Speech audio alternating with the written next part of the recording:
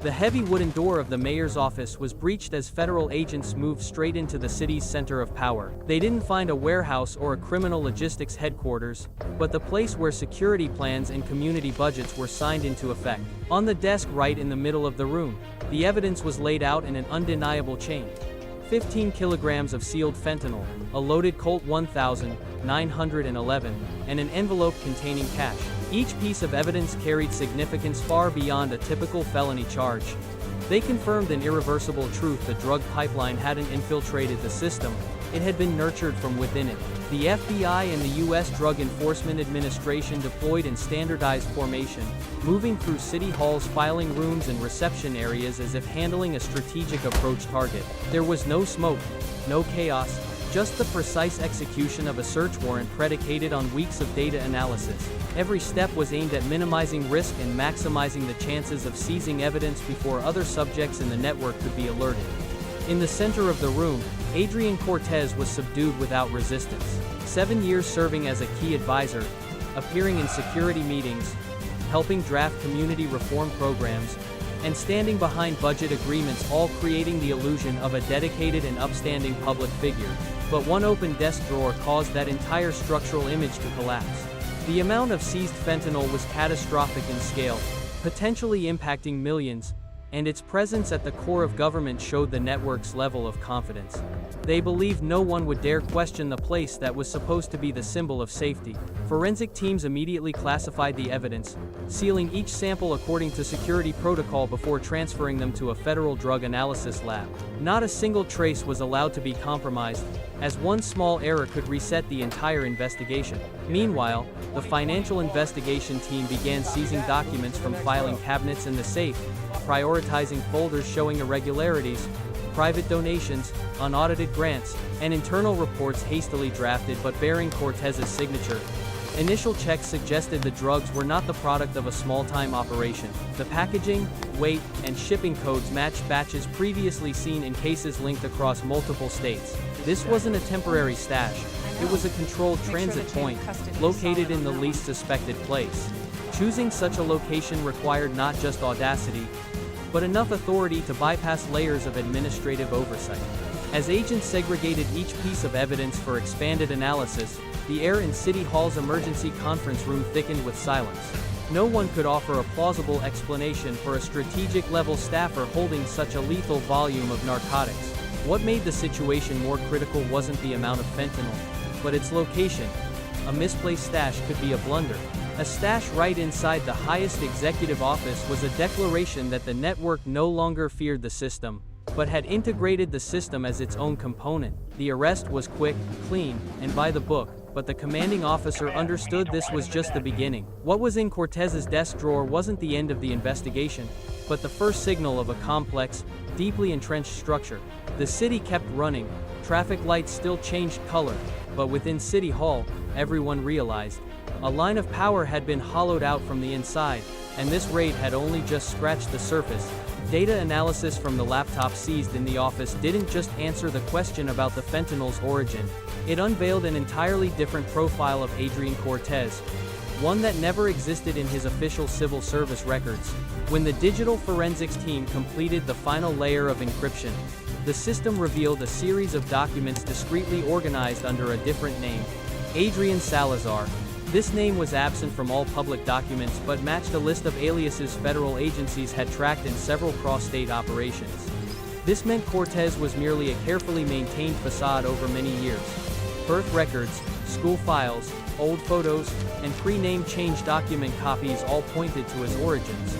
Adrian was the son of Arturo El Cardinal Salazar, a figure once behind a drug, weapons, and underground casino trafficking network that spread from New York through New Jersey, Pennsylvania, and into Connecticut. As a college student, he changed his surname to sever direct family ties, simultaneously crafting a new identity with a background as the son of a small shop owner. This image was reinforced by academic achievements, relentless participation in community programs, and a commencement speech lauded as the mindset of future leadership. Financial data on the laptop showed a calculated shift. Throughout his studies and post-graduation, Funds were received as private scholarships, research support, or student development funds. These were later replaced by more sophisticated payment streams: urban consulting, strategic support, community contribution. Every transaction occurred before Adrian was appointed to a more significant position within the city apparatus. These contributions weren't just money, they were unlocking steps, one rank at a time, allowing him access to internal reports, permitting systems, budget processes, and lists of sensitive projects. Investigators quickly realized he didn't merely want to be present in City Hall.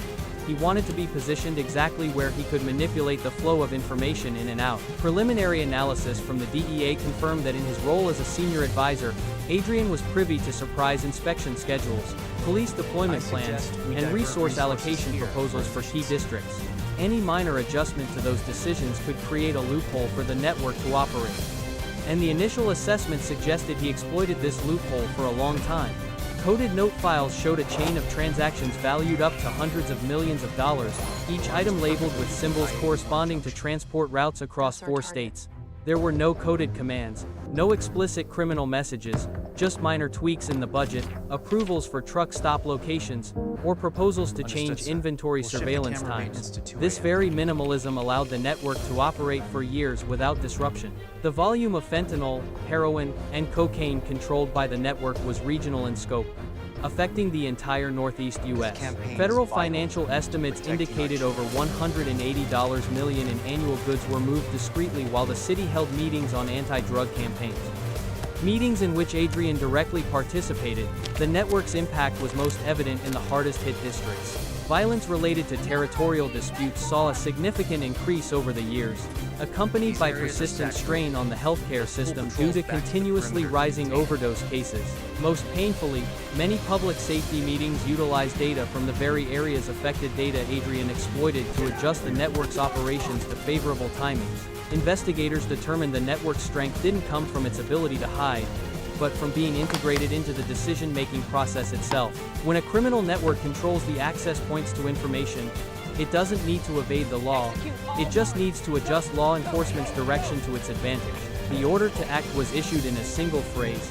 There was no countdown, no traditional warning, just a directive for a full-scale deployment across the entire operational map. Quick response teams from the FBI and the DEA left the Lower Manhattan command base, moving in pre-assigned groups following a multi-directional attack model. Every route, every target, every staging point had been selected beforehand to prevent any chance of the network escaping. In the city's southern periphery, Attack Team 1 approached a cold storage facility suspected of being a central cache. The Bearcat armored vehicle stopped in front of the rolling door. Simultaneously, the breach team placed specialized charges on the locking mechanism. Once the lock was defeated, forces entered in standard suppression formation. 2 armed subjects returned fire from behind stacks of goods, with rounds ricocheting off the warehouse's steel shell.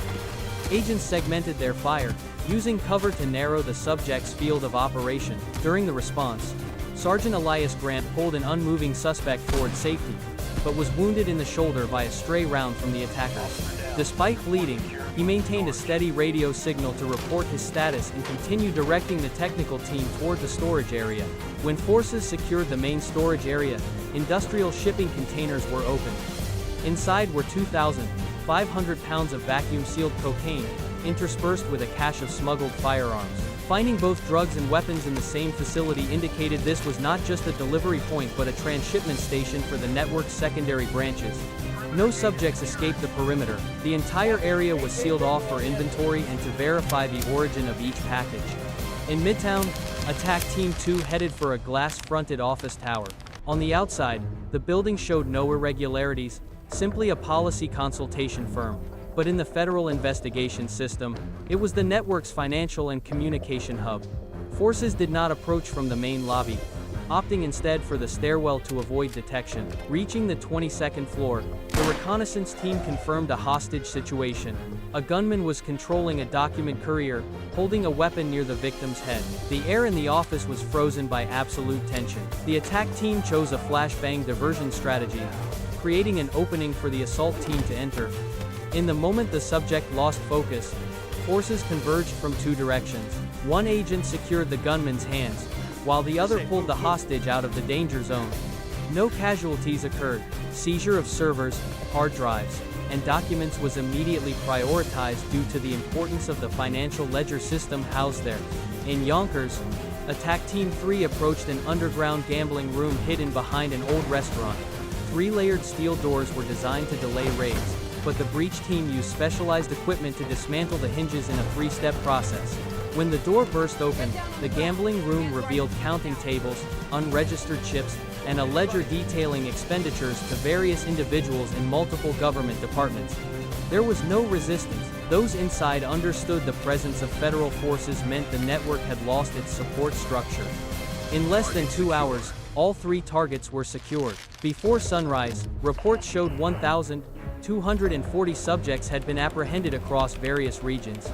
Thousands of communication records were seized from phones and servers. Multiple transit points, front offices, and cash storage facilities were simultaneously neutralized, pushing the entire network toward potential paralysis. What mattered most wasn't the scale of the arrests, but how this empire reacted. There was no chaos, no desperate counterattack. Just the stillness of a system that believed itself untouchable. That night's sweep was not only aimed at dismantling a criminal enterprise, but also testing a multi-year concealed power structure, and the network's weak reaction showed one thing. Their strongest defense wasn't in guns or warehouses, but in the offices and paperwork the federal forces were about to face in the next phase. At the Federal Analysis Center in Manhattan, crates of evidence, hard drives, ledgers, and documents seized from the raid sites were moved to individual workstations under a multi-level process. The atmosphere here lacked the urgency of an attack scene. Instead, there was the absolute concentration of an apparatus reassembling the structure of an organization that had never been exposed. Analysts separated each data type, from community support applications to public agency payrolls, then cross-referenced them with cargo transport diagrams found at the cold storage facility. The initial result didn't appear as a traditional criminal network, but rather a parallel administrative system. On the main wall of the command room, headshots, red arrows, number columns from the Yonkers ledger, and financial data from the Midtown office were pieced together like a hidden power map.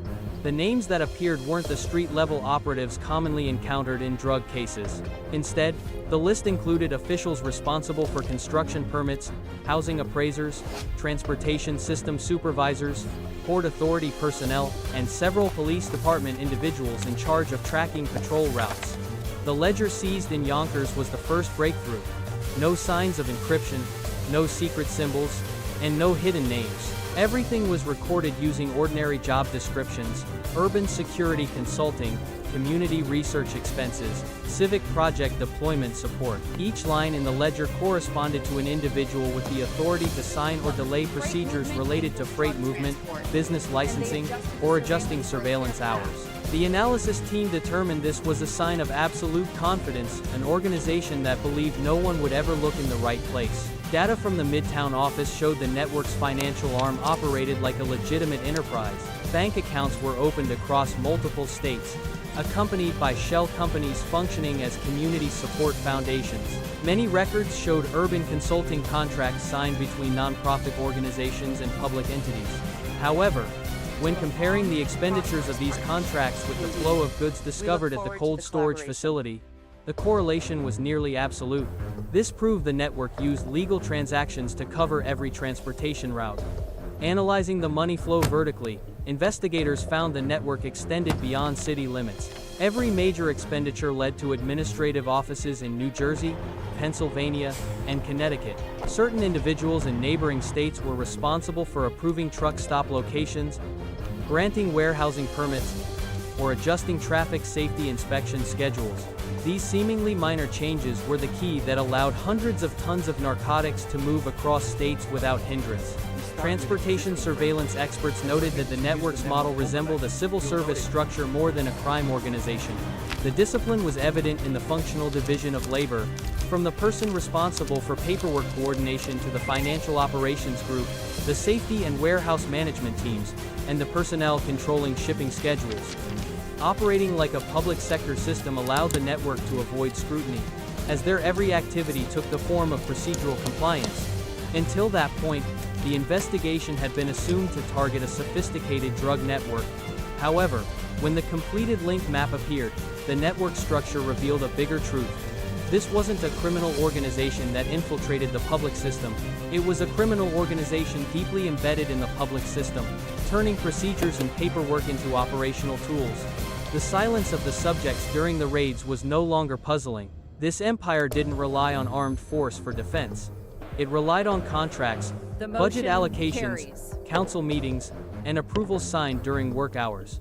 When those approvals were subjected to analysis, the entire operational framework emerged with undeniable clarity. What transpired over the next 3 weeks was no longer a series of isolated raids, but a massive-scale surgical operation on the entire administrative apparatus of the Northeast region. After the network's operating structure was clearly defined, federal forces executed a series of arrests, suspensions, and asset freezes across the 4 involved states. Operations were not conducted as broad sweeps but divided into layers. Targeting specific groups linked to specific functions within the system, financial nodes, logistical hubs, and licensing personnel were simultaneously neutralized, forcing the network into a position where it couldn't react. In the first few days, hundreds of administrative staff in New York were summoned for questioning. Several departments temporarily ceased operations to allow for document and archival system reviews. In New Jersey, federal forces re-examined all warehouse and freight licensing records, focusing on approvals that matched routes previously used by the network. In Pennsylvania and Connecticut, multiple business licenses, warehouse leases, and safety inspection reports were frozen to track down the individuals who had signed or approved them. The number of arrests surged. 5,000 individuals were detained or indicted within 3 weeks, including low-level members, intermediaries, and several individuals holding significant positions of authority within public agencies. 312 state employees were suspended or prosecuted. This number not only created a seismic shock but also forced local agencies to operate in an emergency state to fill the manpower gaps. However, there was no other choice when evidence showed these individuals had helped maintain an operation larger than any crime syndicate ever dismantled in the region. Simultaneously, federal financial units tracked the money trail through a series of shell companies. From Delaware to Puerto Rico and Panama, numerous bank accounts were frozen by special order, cutting off the network's ability to restructure its capital. Initial estimates indicated over $1.1 billion in annual revenue had been eliminated. This was not the value of seized assets, but the perennial profit flow the network relied on to maintain power, bribe personnel, and finance coordination activities across multiple states. At the governor's office, the summary report was delivered during a lengthy internal meeting. When the final figures were read, the entire room fell into a heavy silence. No one spoke first, no one tried to deny it, because the report had pointed out an undeniable truth. The state's governing system hadn't been externally compromised, but had been used internally as part of the criminal structure. Irregularities had existed for years but were buried under the guise of legal procedures, dulling any warning signs. The social impact of the operation began to spread. Several agencies had to temporarily reassign personnel due to staffing shortages following the suspensions. The public received the information with a mix of disappointment and vigilance. Many civic organizations demanded public accountability sessions to understand the extent of the corruption and why the internal control system failed to prevent this deep penetration. Investigators determined the next mission was not just to pursue the rest of the network, but to rebuild the system's defensive structure. Licensing, approval, and inspection processes had to be re-evaluated from the ground up to prevent the recurrence of the loopholes that were exploited. This couldn't be achieved with temporary measures. It required building new oversight mechanisms, eliminating dependence on a few overly powerful individuals in each department. What concerned most federal leaders wasn't the network size, but its ability to exist long enough to become business as usual in many public offices. When a system can be used as a tool for crime, arresting the subjects only addresses the tip of the problem. The core need was to re-examine the entire way the system makes decisions, identifying the points that allowed an individual like Adrian Salazar to penetrate and manipulate from within. As the raids concluded and a barrage of reports was submitted to city officials, another phase of the crisis began, one without the sound of doors breaking or tactical footsteps, but the direct confrontation between the government and the populace. The truth about the criminal network's depth of penetration didn't spark loud anger. Instead, there was a prolonged settling silence, like a community realizing that the losses they had endured for years were not random. At City Hall, a special press conference was held earlier than scheduled. There was no usual lineup of advisors flanking the podium, no appearance by familiar key figures. The mayor stepped up alone. His face reflected the burden of 7 years collaborating with an advisor he had implicitly trusted. Operational logs showed Cortez participated in most strategy meetings, from allocating security budgets to designing community aid programs. Tasks seemingly crucial for the public good had been used as a platform to sustain the underground network's operations. In his speech, the mayor maintained a steady tone, neither raising nor lowering his voice, as if trying to balance responsibility with duty. He did not deny the shortcomings, did not cite political pressure, nor did he attempt to explain the failures with external factors. He simply confirmed that the system had been exploited, and the primary responsibility lay with those whose job it was to safeguard it. The first measure announced was the formation of a special unit called the Public Integrity Reconstruction Task Force. This unit was granted full access to the city's procedural chains, from financial records and disbursement channels to appointment and internal control processes. No department was exempt from inspection. Key departments were placed under direct federal oversight, ensuring all reports were independently verified before being put back into operation. The goal was not to create symbolic change, but to fundamentally restructure the system toward transparency and independence from any single individual. The public reaction showed a trauma that transcended statistics. Communities severely affected by the overdose crisis began connecting the truth to the losses they once considered inexplicable. In Queens, an elderly man hung a small flag outside his apartment building. His son died from fentanyl years ago, and the news about the network made him understand that the death was not the result of a single accident but was part of a manipulated system's flow. For him, the network's exposure brought not relief, but an answer to a question no one wanted to ask: the source of the tragedy. In Brooklyn, a retired teacher was interviewed by the media as she prepared to attend a community meeting. She said simply that the community believed in the system because they needed to believe, and that very trust had been used to distribute things that cost many young people their futures. Her words carried no anger, but the despondency of someone realizing that the principles once considered immutable, the protective badge, the public seal, the promise of safety, now had to be recertified from scratch. Simultaneously, civil society organizations began hosting discussion forums, not to question law enforcement, but to ask how the system would operate in the post-crisis phase. Residents wanted to know, will the new oversight process be independent? How will power be redistributed? And are there mechanisms to ensure similar misconduct won't recur? The meetings took place in a serious atmosphere, devoid of confrontation, as the shared goal was to reinforce the damaged foundation of trust. The mayor concluded the announcement phase with a statement focused on the long term. He said that rebuilding trust couldn't be accomplished with symbols or promises, but with concrete actions, from every department, every unit, and every staff member. He stressed that the raids had shattered the criminal empire, but bringing the city back onto a safe trajectory required a far more sustained effort. As the sounds of patrol sirens faded, what remained was not a void, but the responsibility to fill it with integrity. As the sun rose over the horizon, the press called the event a historical scandal, an unprecedented crackdown. But for the neighborhoods that witnessed hundreds of overdoses, the families who lost loved ones without ever understanding why fentanyl appeared right outside their doors, or the agents who stepped into cold warehouses at 4 a.m., this was more than a case. It was a stark reminder of how corruption can operate silently for years, weaving through every layer of the public apparatus and hiding under a facade of legality. In the early morning hours, the final reports from the command center were delivered to federal units. They documented a clear picture of what the network had done. The transportation system manipulated to create movement corridors, warehouse licenses arranged for favorable access, community budgets diverted to shell funds, and public safety programs distorted to fit the operation of an underground machine. The city had been rewritten from the inside in a way no one noticed because the people performing the act did it as a procedure. Most residents didn't see what federal forces witnessed.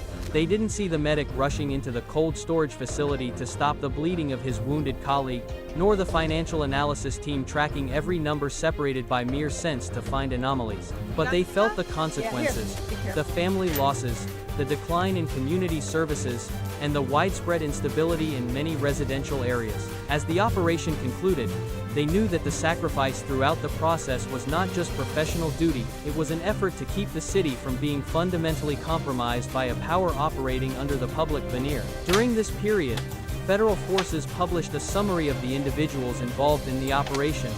There were no grand ceremonies or slogans. The list included those who held the least noticed roles: data forensics technicians, logistics staff responsible for evidence preservation, tactical medical teams, the assault teams that executed the raids, and the analysis team that spent nights poring over seemingly meaningless spreadsheets.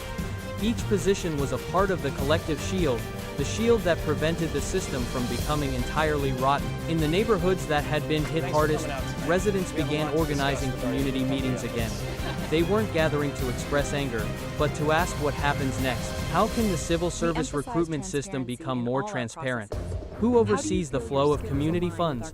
Do the consulting contract control procedures still expose the weaknesses that were exploited? These questions weren't aimed at assigning blame, but at ensuring the void that allowed the network to flourish wouldn't open again.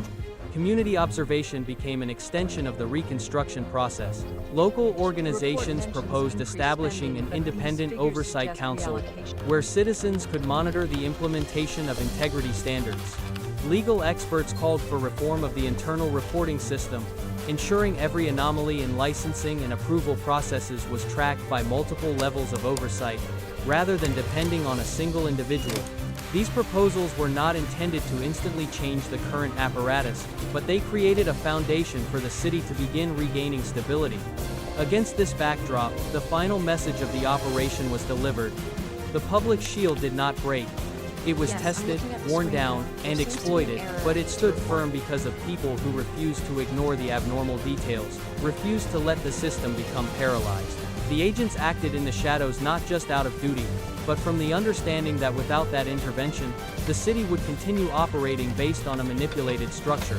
As the operation was summarized, there was no triumphant conclusion, no declaration of completion. Federal leaders emphasized that breaking an underground empire was the first stage. The next stage was the real challenge: rebuilding the system so that no individual or network could hide within procedural layers again. This process won't come from raids or arrests, but from a change at the level of governance, community, and trust. The nature of corruption is not the sound of breaking down doors or chaos. It often comes with a smile on a stage, documents signed correctly, promises made in public halls. And that's why vigilance cannot come only from law enforcement. It must come from every resident, every community group, and every oversight unit.